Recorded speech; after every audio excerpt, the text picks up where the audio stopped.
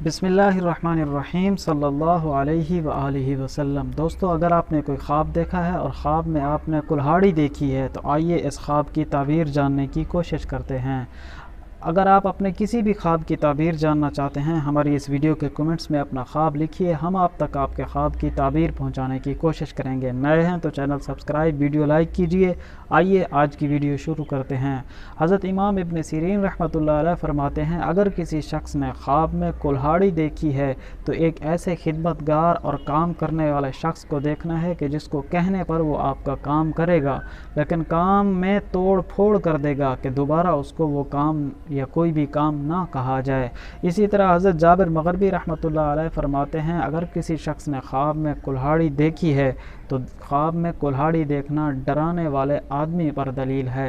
हज़रत फरमाते हैं कि अगर किसी शख्स ने कुल्हाड़ी से मदद ली है या उससे कुछ मदद हासिल की है तो हज़रत फरमाते हैं वो शख्स मुनाफिक होने पर दलील है और वो लोगों में फितना फसाद और शर फैलाने पर दलील है।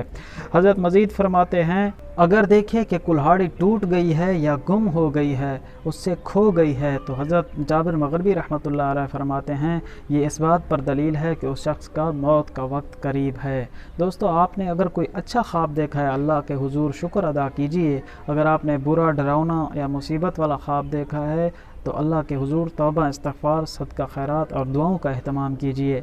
मिलेंगे अगली वीडियो में। अल्लाह हाफ़िज़।